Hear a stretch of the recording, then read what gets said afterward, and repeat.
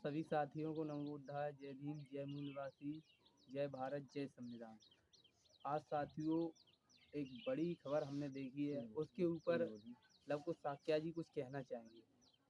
Sir, तो अभी जो श्री श्री रविशंकर जी हैं, इन्होंने कहा है कि सरकारी स्कूलों को बंद कर देना चाहिए क्योंकि इनमें नक्सलवादी पैदा होते हैं। ऐसा ये सब क्यों बोल रहे हैं? रविशंकर जो हाँ, वो बोल रहा है कि सरकारी स्कूलों को बंद कर दिया जाए और इसकी अपेक्षा में प्राइवेट स्कूल चलाए जाएं, क्योंकि सरकारी स्कूलों में ये नक्सलवादी बच्चे पैदा होते हैं। अच्छा। उसका यह मानना है कि सरकारी स्कूलों में नक्सलवादी बच्चे पैदा होते हैं। अगर सरकारी स्कूलों में नक्सलवादी पैदा होते हैं, मैं मान सकता हूँ, अगर स्कूलों में नक्सलवादी बच्चे पैदा होते हैं तो आज से पुराने समय में देखिएगा, हाँ, डॉक्टर भीमराव अम्बेडकर हैं हाँ, और ये मिसाइल मैन ऑफ इंडिया के बोले किसे बोला जाता है, वो एपीजे अब्दुल कलाम एपीजे को। अब्दुल कलाम को बोला जाता है ना। हम्म, तो वो भी तो इसी में पढ़े थे और हाँ, हमारे कई महान पुरुष हैं वो भी सरकारी स्कूलों में पढ़े थे पहले। हाँ, तो इसमें अगर नक्सलवादी बच्चे पैदा होते तो हमारे ये महान पुरुष भी नहीं होते। हाँ, ये भी बात सही। और देश की 26 करोड़ समथिंग जनसंख्या है बच्चों की जो दलित समाज से आती है, हाँ, वो इसी में पढ़ रही है। कोई हाई कास्ट का बच्चा इसमें पढ़ रहा है कोई? नहीं। तो इससे ये जो है, अगर ये इस तरीके से बोल देते हैं मगर इनके ऊपर कुछ भी कार्रवाई नहीं होती है, ये जो अभी सरकार चल रही है इन पर कुछ एक्शन नहीं लेती है, अरे ये ये कुछ भी सरकार बोल दे। सरगम है ना, सरकार दे रही है। और इसमें देखो मोदी की जो भी पुलिस है अभी योगी की प्रशासन की कुछ नहीं कर रही है। तो जैसा कि अगर सरकारी स्कूल बंद हो जाएं तो इससे कौन से समाज को घाटा होगा? SC ST OBC और माइनॉरिटी किसी को होगा और किसी को होगा, हाई कास्ट को किसी को हो रहा है? नहीं। किसी का मतलब हाई कास्ट का ब्राह्मण का बच्चा है, बनिए का है, और इसका बच्चा कभी देखा सरकारी स्कूल में पढ़ते देखा है कभी? नहीं। हैं? तो सर अभी जो SC ST OBC है, इसमें कई सारे नेता हैं तो जो बीजेपी में भी काम कर रहे हैं।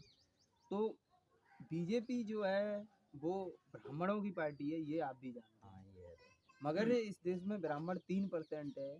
बाकी जो सारे लोग जो बीजेपी में काम कर रहे हैं, जो सरकार को वोट कर रहे हैं, वो कौन है? SC ST ST OBC। OBC की हैं। तो SC ST OBC के लोग जब वो सरकार को वोट करते हैं, सरकार बन जाती है, तो उसमें मनमानी जो है वो ब्राह्मण करता है। ब्राह्मण करते हैं। तो इससे हमारे SC ST OBC को क्या समझना चाहिए कि हम अभी जो हमारे नेता हैं वो फूटे हुए हैं, उनमें फूट डली हुई है, कोई एकत्रित होने के लिए राजी नहीं है। तो ऐसे हमारे जो हक अधिकार हैं उनको छीन रही है बीजेपी। तो हमारे नेता हैं, उनको क्या सोचना चाहिए? उनको भी ये सोचना चाहिए, जैसे अगर ये बीजेपी इतना गलत कर रही है तो ये फूट फूट के जो हमारे नेता हैं इधर उधर चल रहे हैं ना, जब तक ये एकत्रित नहीं होंगे तब तक सत्ता परिवर्तन नहीं हो सकता है। कभी एक चींटी को पहाड़ उठाते हुए देखा है कभी? नहीं। जब एक दाना चींटी उठाती है तो उसमें भी पता है कई चींटियां इकट्ठी हो जाती हैं। हाँ, अब जब एक एक चींटी करके अगर दाने को उठाएगी तो उठेगा नहीं। मतलब कि संगठित रहो, संघर्ष करो। जो समझे? जो आप बाबा साहब का जो आप बोल रहे हैं, ये बाबा साहब का सपना था, संगठित संघर्ष। उनका शिक्षित बच्चे, स्टेटमेंट हाँ। था, सपना नहीं था। तो अब हमारी जो समाज है, वो बाबा साहब के पद चिन्हों पर बिल्कुल नहीं चल रही है। बिल्कुल नहीं चाहिए 1% भी। बाबा साहब ने कहा था कि संगठित हो जाओ, मगर संगठन इस देश में हमारे बहुत ज़्यादा हैं। संघ OBC और संगठन है और SC संगठन है, मगर संगठित लोग नहीं हैं। अरे सर, संगठन जभी तो होगा जब शिक्षित होंगे। हाँ, हमारे लोगों की शिक्षा ही खत्म कर दी जा रही है, शिक्षा प्रणाली। तो संगठित कहाँ से होंगे? हाँ, ये भी हैं? बात आप। मद्रापान देखो कितनी तेजी से हो रहा है अभी। ये जो ये ब्राह्मणों की चाल हमारे लोगों में समझ में क्यों नहीं आती है? समझ में क्यों नहीं आएगी? जब शिक्षित होंगे तो समझ में आएगी ना। कोई भी नीति मतलब अपडेट हो रही है नई, हमारे लिए मतलब पढ़े लिखे लोग नहीं है, इतने ग्रेजुएट ही नहीं है जो कि हम समझ पाए उनकी शिक्षा प्रणाली की, जो क्या क्या आ रहा है, न्यू आ रहा है इनमें, नई जो आती है योजना उनकी। हाँ। तो हमें समझ में ही नहीं आता क्या हो रहा है क्या नहीं हो रहा है। जब शिक्षित होंगे तभी तो मतलब समझेंगे और संगठित होंगे तभी तो संघर्ष कर पाएंगे ना किसी से। अभी चार हम इधर हैं और चार उधर हैं, ऐसे कुछ नहीं होने वाला है। अभी जैसे मैं देख रहा हूँ हमारे नेता एकत्रित नहीं होते हैं। जब वो गांव में आते हैं तो वो बोलते हैं कि समाज को सोचना चाहिए कि हमें किसको वोट करना है। अब समाज सोचेगा या नेता सोचेंगे, ये बताइए। समाज को सोचना पड़ेगा ना। समाज को सोचेंगे। हाँ, अब आप कह रहे हैं समाज को सोचना पड़ेगा। अभी आपके घर में, आपके गांव में 4 व्यक्ति प्रधानी का इलेक्शन पर खड़े हो गए। हम्म, अब कोई किसी का भाई है, कोई किसी का चाचा है, कोई किसी का कैसे भी है। अब इस तरीके से वो खड़े हो जाते हैं, तो क्या वो, अब मेरा प्रेम आपसे है तो मैं आपको वोट करूंगा, किसी का उससे है तो वो उसको करेगा। ऐसे समाज कैसे एक नेता को चुन पाएगा? अरे जिसकी सोच अच्छी हो और जो के छोटे स्तर से लेके बड़े स्तर तक ले जाए, ऐसे आदमी को हमें नॉमिनेट करना चाहिए। नॉमिनेट करना चाहिए, ये बात तो सही है, मगर ये सब नहीं हो पाता है। ये सारी की सारी बातें हैं जो, जैसे कि स्वामी प्रसाद मौर्य हैं, उधर केशव प्रसाद मौर्य हैं, और ऐसे कई नेता हैं हमारे जो अभी प्रेजेंटेड में हैं, मगर ये जो है कभी बीजेपी में है, कभी सपा में है, ऐसे इधर उधर होते रहते हैं। जो कुशवा सैनी साहब के मौर्य हैं, ये इनका जो वोट बैलेंस है वो एक जगह नहीं है।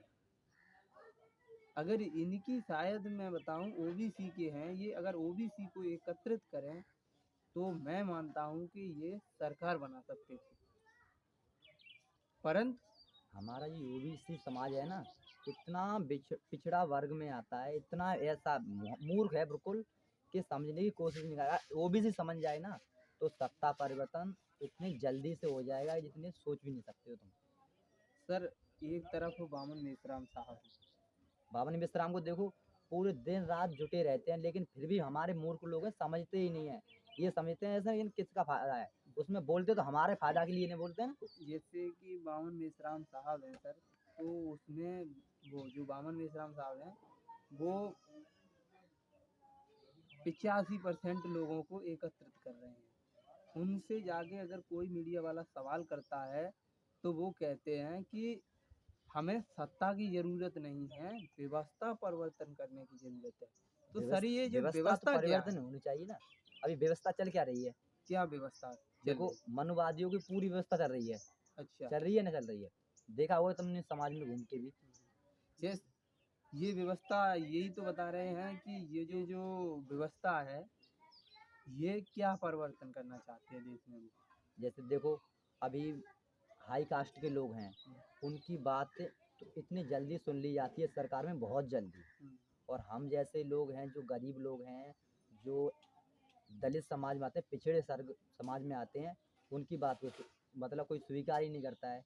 जहाँ तक कि देखो, कहीं भी देख लो जाके, कोर्ट से लेके देख लो, जज उनका बैठा है, मीडिया उनकी है, हर चीज़ उनकी है। तो हर चीज़ में हमारा भी बराबर का अधिकार मिलना चाहिए हमें। जी। बस इतना परिवर्तन चाहते हैं हर जी, चीज़ में। संविधान के मुताबिक आरक्षण की व्यवस्था की गई है। तो संविधान में लिखा गया है कि हमें धन संपत्ति और रोजगार, शिक्षा, मीडिया, यानी कि जितने भी इस भारत के संविधान के पिलर हैं उन पर आरक्षण के हिसाब से हमें, हम लोग होने चाहिए। हक मिलना चाहिए आरक्षण के हिसाब से। परंतु आज क्या हो रहा है कि जो 3% लोग हैं वो 90% जमीन को रखे हुए हैं, और जो नौकरियां हैं उनमें भी वो लोग ज़्यादा से ज़्यादा संख्या में हैं। मगर आरक्षण का मतलब है जिसकी जितनी हिस्सेदारी, उसकी उसकी उतनी भागीदारी। भागीदारी। इस मुद्दे पर हमारे कई नेता चल रहे हैं, परंतु इस मुद्दे पर हम लोग एकत्रित क्यों नहीं हो पा रहे हैं? आज हमारे समाज को अगर ज़रूरत है व्यवस्था परिवर्तन करने की, तो सबसे पहले हमारे समाज को क्या करना चाहिए? पहले तो शिक्षित हो, मैंने बताया ना, तीन है ये, शिक्षित बनो, संगठित हो और संघर्ष करो। हम जब तक शिक्षित नहीं होंगे तब तक संगठित नहीं होंगे, संगठित नहीं होंगे तब तक हम सत्ता परिवर्तन कुछ नहीं कर पाएंगे, संगठित नहीं होंगे तब तक कोई परिवर्तन नहीं कर सकते। चार उधर हैं, चार उधर हैं, ऐसे कुछ नहीं होने वाला है। जब तक एकजुट नहीं हो जाएंगे हम सब लोग, तब तक कुछ नहीं होने वाला है। सर, आज के लिए बस इतना ही है। कल हम नए टॉपिक पर कुछ लेकर आएंगे, तो इसके लिए हमारे चैनल को सपोर्ट करें और वीडियो को लाइक करें। तो साथियों आज के लिए इतना ही, मिलते हैं नेक्स्ट वीडियो में।